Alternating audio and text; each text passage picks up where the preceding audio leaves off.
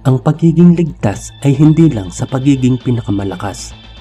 Minsan ito'y dahil sa katalinuhan at kadalasan ay sa pagiging mapalad. Sapagkat ang patakaran para mabuhay ay hindi nagbabago nasa disyerto ka man o nasa gitna ng digmaan. Halika't magbalik tanaw tayo sa kwento ng mga taong na-stranded sa isang maliit na isla kung saan ang nag-iisang babae ay napapaligiran ng napakaraming mga kalalakihan. Sila'y nakipagsapalaran hindi lang para mabuhay, kundi upang mapaglabanan pati ang tawag ng laman para sa nag-iisang pagpipilian. Ano pat sa halip na mabuhay ay isa-isang naubos dahil na rin sa makamundong pagnanasa at sa duloy huli na nang malamang na paglalangan na pala silang lahat ng kanilang Diyosa para ito'y manatiling buhay. Ang kwento ng mga pagsubok at pakikipaglaban para mabihag ang puso ni Kazuko Higa, ang reyna ng mga pukyutan sa Anatahan. Pero kung bago ka pa lang sa ating channel, pakipindot na din po ng like, subscribe at bell notification button para palagi kang updated kapag may mga bago tayong kwentong kagaya nito.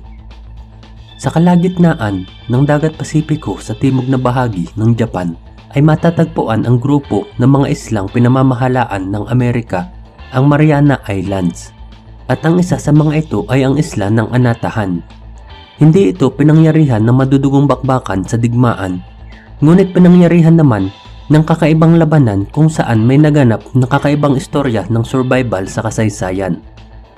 Bago pa man at noong panahon ng ikalawang digmaang pandaigdig, ang isla ng Anatahan ay nasa ilalim na ng pamamahala ng mga Hapones.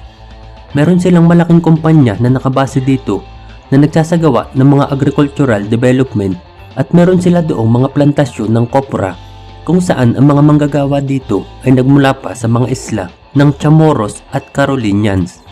Silang lahat ay nasa ilalim naman ng pamamahala ng Hapones na si Keiko Ichiro. Kalaunan ang mga dayuhan ay nagsialisan na rin sa isla na yun at ang naiwan na lamang ay ang mga Hapones, ang mag-asawang Shuichi at Kazuko Higa at ang tagapamahalang si Keiko Ichiro at iba pang mga lokal.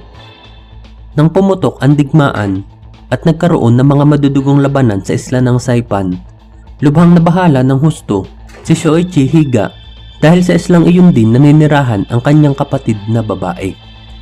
Sa lalong pagkabahala sa lumalalang sitwasyon, nagpasya siyang lisanin ng isla ng Anatahan at puntahan ang kanyang kapatid na nasa Saipan at simula noon siya'y hindi na muling nakabalik pa. Samantalang ang naiwan na lang sa isla ay ang kanyang asawang si Kazuko Higa, ang tagapamahalang si Kuki Ichiro at ilan pang mga lokal doon. Sa pagpapatuloy ng labanan buwan ng Hunyo taong 1944, nang ang convoy ng mga barkong pandigma ng mga Hapones ay inatake ng mga American planes. Dahil sa laki na naging pinsala at pagkawasak, 32 sa crew ng mga ito ang nagawan lumangoy patungo sa isla ng Anatahan para sa kanilang kaligtasan. Lugar din ito kung nasaan si Kuki Ichiro at si Kazuko at iba pa. Ang mga marinong Hapones na yun ay mga kabataan pa din noong mga panahon na yun na meron lamang average na 20 taong gulang lamang. Sa kanilang pagkabahala, nagpanggap ang dalawa bilang mag-asawa nang sa ganun ay hindi sila pakailaman ng mga marinong dayuhan. Ang mag-asawa at ang 32 marino at ang ilan pang mga lokal ay nagsimulang mamuhay sa islang iyon ng magkakasama. Likas namang mayaman na sa lupa ang lugar na yun simula pa lang, kaya't ang lahat ng kanilang mga pangangailangan sa pagkain ay napupunan nila sa pagtatanim, panghuhuli ng isda at ligaw na mga hayop. Maging ang pagkuha sa likas na inuming pampasigla gaya ng mga lambanog ay nakikita rin nila sa isla. At silangan lahat ay nabuhay ng maayos ng sumunod na mga panahon. Taong 1945 nang tuluyan na sumuko ang mga Hapones sa mga Amerikano. Ang mga barkong pandigma ng Amerika ay dumadalaw paminsan-minsan sa isla ng Anatahan at sa mga karatig pa nitong mga isla upang ipaalam sa lahat sa pamamagitan ng malalakas na speakers na ang digmaan ay tapos na, kaya't ang sinumang nagtatago pa sa mga islang ito ay pwede nang lumabas at isuko ang mga sarili. Nagsilabasan na nga ang iba pang mga lokal sa isla ng Anatahan at tuluyan na sumakay sa mga barkong ipinadala ng Amerika at umalis sa isla. Ngunit ang mag-asawang Kokichiro at Kazuko at ang 32 mandaragat ay tumangging umalis sa isla. Sila ay patuloy na nagtago dahil pare-pareho sila nang iniisip na kapag sila ay sumuko ay papatayin lang sila ng mga Amerikano dahil ang akala nila ay propaganda lang yun ng mga kalaban at imposibleng sumuko ang bansang Hapones at naniniwala silang hindi sila matatalo sa digmaan. At ang isa pa, sapat naman ang yaman ng isla para sila ay patuloy na mabuhay at ganun na nga ang kanilang ginawa. Nagpatuloy sa pagpapanggap ang mag-asawa at ganun din sa pagtatanim naman ang mga marino para manatiling buhay. Pero nagbago ang lahat noong summer ng taong 1946 matapos matagpuan ng isa sa mga marino ang bumagsak na bomber aircraft sa isla kung saan natagpuan niya ang pistol at mga bala mula sa namatay na piloto. Simula ng mga sandaling iyon ay nagkaroon na ng paghahangad ng kapangyarihan ang bawat isa sa isla kung saan wala namang batas na umiiral. Pinuntahan ng marinong may pistola ang mag-asawang Kikuichiro at Kasuko at hinaras ang lalaki para ibigay sa kanya ang babae para siya naman ang maging asawa nito. Walang nagawa si Kikuichiro kundi magpaubayan na lang at tuluyang nakuha ang kanyang asawa. Ngunit di pa man nagtatagal, ang marinong sumunod na naging asawa ni Kasuko ay natagpo ang wala na ring buhay sa pamamagitan ng pagkahulog sa bangin, pero sinasabing pinatay siya ni Kikuichiro dahil sa pag-agaw nito sa kanyang asawa. Sa sumunod pang mga araw, si Kikuichiro naman ang natagpo ang wala ng buhay. Pinaslang naman siya ng isa pang marino na naging ikatlong asawa ni Kasuko. Ganon din na mga sumunod na araw si ikatlo naman ay natagpo ang patay at ang pumalit naman ay si ika-apat para mapangasawa ni Kasuko at ganon din sa mga sumunod pang mga panahon.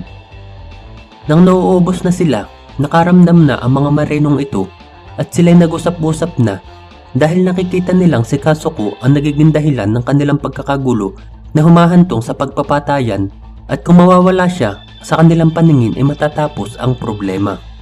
Narinig naman ni Kasuko ang pag-uusap na iyon at dahil sa takot na siya ay papatayin ng mga marino, tumakas siya sa lugar na kanilang kinaroroonan at nagtungo siya sa kagubatan sa lugar kung saan hindi siya makikita ng mga marinong ito. Nabuhay siya mag-isa habang naghihintay ng pagkakataong may dumalaw muling barko ng mga Amerikano.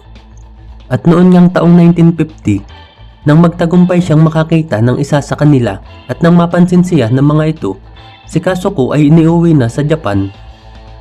Samantalang sa pagdating sa Japan, si Kasuko ay umuwi sa kanilang bayan.